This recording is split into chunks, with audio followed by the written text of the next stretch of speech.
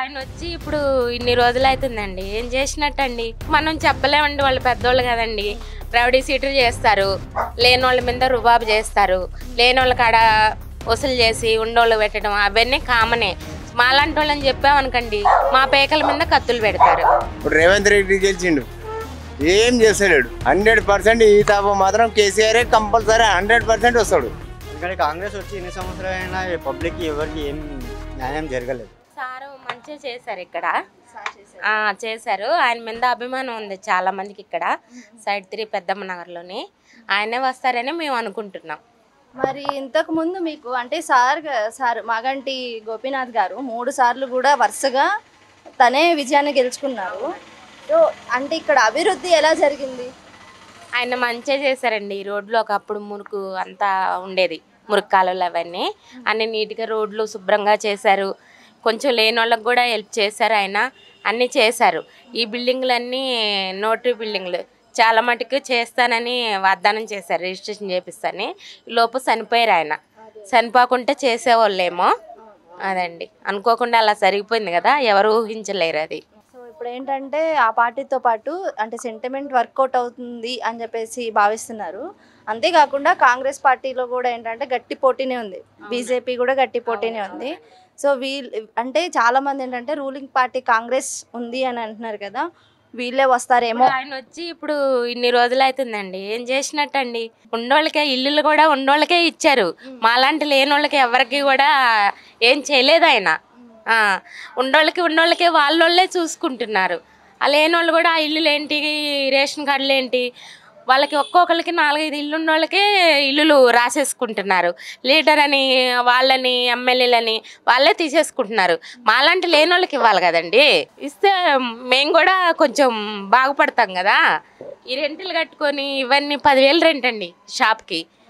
Current bill 2000 వస్తుంది. అవన్నీ కట్టుకొని మేము బతకాలంటే కష్టమే కదా.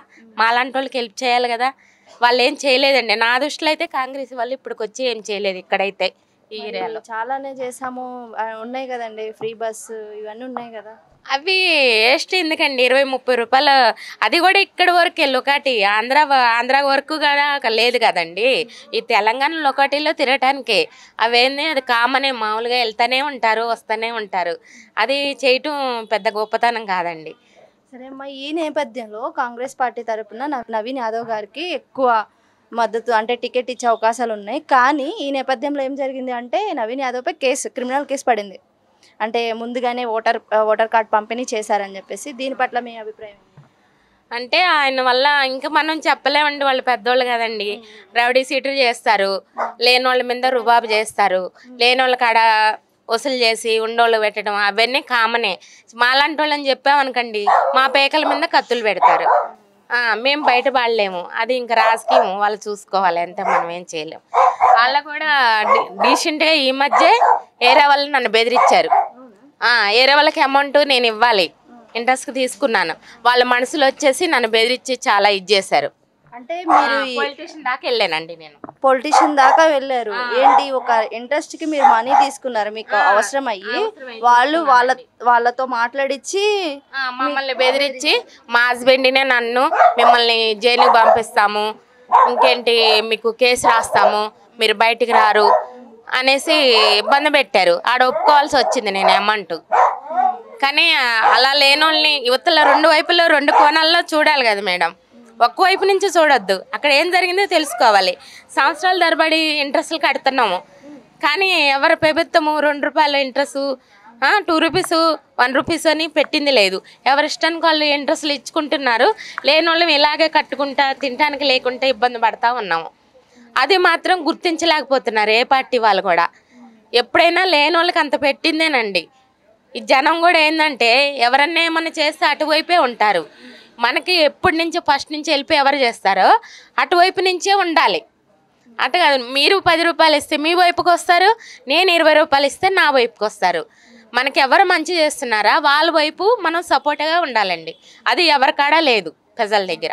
ఇప్పటి వరకు కేసీఆర్ 2 సార్లు గెలిచిండు, గెలిచినప్పుడు కూడా ఆయన ఫేమస్. ఇప్పుడు రేవంత్ రెడ్డి గెలిచిండు, ఏం చేస్తలేడు. ముసలోళ్ళకు కూడా కేర్ చేస్తలేడు. ఏం లాభం ఫైదా? 100% ఈ తాప మాత్రం కేసీఆర్ కంపల్సరీ 100% వస్తాడు. ఎందుకంటే ఆయన మంచిగా చేసిండు. వాళ్ళ బిడ్డ కవిత, అలా రామారావు వాళ్ళందరూ కలిసి మంచిగా చేసిర్రు. అది 11న జూబ్లీ హిల్స్ బైపోల్ ఎలక్షన్స్ జరుగుతున్నాయి కదా, ఉప ఎన్నికలు. ఎందుకంటే మాగంటి గోపీనాథ్ గారు చనిపోయారు, దివంగత. ఇప్పుడు వాళ్ళ భార్య సతీమణికి టికెట్ ఇచ్చారు. విజయం సాధిస్తారంటారా? Compulsory 100% guarantee. గుడి ముంగడ చెప్తున్నా కదా, 100% గ్యారంటీ గెలుస్తుంది ఆమె. అలా అమ్మాయి కూడా మొన్న నీ లెక్కన ఉంటుంది. నేనన్నా అమ్మ నువ్వు గోపీనాథ్ బిడ్డ అమ్మ అన్న అంటే అంకుల్ నేను గోపీనాథ్ బిడ్డని అన్నది. 100% నువ్వే గెలుస్తావు పోమ్మ అన్న. Uncle okay uncle thank you అన్నాను. అని ఈ తాప మాత్రం 100% చెప్తున్నా, కారు గుర్తే కంపల్సరీ గెలుస్తుంది. కాంగ్రెస్ పార్టీలో నవీన్ యాదవ్ పై రీసెంట్గా అంటే నిన్ననే క్రిమినల్ కేసు నమోదైంది. ఏంటంటే ఓటర్ కార్డు ముందే పంపిణీ చేశారు అని చెప్పేసి నమోదైంది. దీని పట్ల మీ అభిప్రాయం ఏంటి? అంటే ఏమంటున్నారు నవీన్ యాదవ్ అంటే ఈసారి టికెట్ నాకు ఇస్తే నేను విజయం సాధిస్తానని అంటున్నారు. సో దీని పట్ల మీ అభిప్రాయం? దాని గురించి ఆన్సర్ చెప్తా. ఆయన కంపల్సరీ కేసు కొట్టేస్తారు. ఆయనది కంపల్సరీ గెలుస్తాడు. ఆయన కూడా ఆయన కంపల్సరీ గెలవకపోతే అడుగు ఆయనే గెలుస్తాడు. ఇప్పుడు ఈ తాప నెక్స్ట్ టైంలో కేసీఆర్ కంపల్సరీ 100% వస్తాడు. ఇది మాత్రం గ్యారంటీ ఇస్తా. డిఎస్సి నోటిఫికేషన్ వేయలేదు గవర్నమెంట్. నిరుద్యోగులకి ఫీజు రీయింబర్స్మెంట్ ఇంతవరకు ఇంకా రిలీజ్ చేయలేదు. ఇప్పుడు నేను చదువుకున్న మెమోస్ కూడా కాలేజీలో ఉన్నాయి. ఎందుకంటే మేము బీసీ. ఇప్పుడు ఫీజు రీయింబర్స్మెంట్ మాకు అక్కడ పడితే మాకు మెమోస్ ఇస్తుంది. ఇప్పుడు నేను ఫిజికల్ ఎడ్యుకేషన్ యాక్చువల్లీ పీఈటీ నాది ఫిజికల్ ఎడ్యుకేషన్. నేను వేరే స్కూల్లో ఎక్కడ జాయిన్ అవ్వాలంటే మాకు మెమో అడుగుతారు. మెమో కావాలంటే ఫీజు రీయింబర్స్మెంట్ కాలేజీకి గవర్నమెంట్ బిల్లు పాస్ చేస్తే మాకు ఇస్తారు. ఇప్పుడు మాకు ఆ ఫీజు రీయింబర్స్మెంట్ రాకుంటే మేము ఆ మెమో ఎడేసుకోవాలి, ఎక్కడ జాయిన్ అవ్వాలి? ఉద్యోగాలు వేస్తాను నోటిఫికేషన్ ఇవ్వలేదు. మా పరిస్థితి ఏంటి, చదువుకున్న వాళ్ళ పరిస్థితి. సో దీని పట్ల మీరు ప్రభుత్వాన్ని ఏం అడగాలనుకుంటున్నారు? నోటిఫికేషన్ ఇప్పుడు సంవత్సరానికి 1,00,000 ఉద్యోగాలు అని చెప్పారు. నోటిఫికేషన్ లేదు. డిఎస్సి లేదు. పోలీస్ డిపార్ట్మెంట్ అన్నారు, ఇంతవరకు లేదు. ఏది కాంట్రాక్ట్ బేస్ కింద అన్నారు కానిస్టేబుల్స్, అవి తీసేసి హోంగార్డ్స్కి పోస్ట్ చేస్తున్నారు. హోంగార్డుల పోస్టులు లేవు. ఎంత 1,500 హోంగార్డుల పోస్ట్ అని చెప్పేసి మామూలు హిజ్రాలకు ఇచ్చిండ్రు. 50 ఇచ్చిండ్రు. మరి మీతో చదువుకున్న నిరుద్యోగులు ఏడిపోవాలి? ఏ పార్టీకి మద్దతు మీరు? టీఆర్ఎస్. ఎందుకంటే కాంగ్రెస్ వచ్చి ఎన్ని సంవత్సరాలైనా పబ్లిక్కి ఎవరికి ఏం న్యాయం జరగలేదు. టీఆర్ఎస్ అయితే ఏమన్నా జరుగుతుందని మళ్ళీ మా నమ్మకం.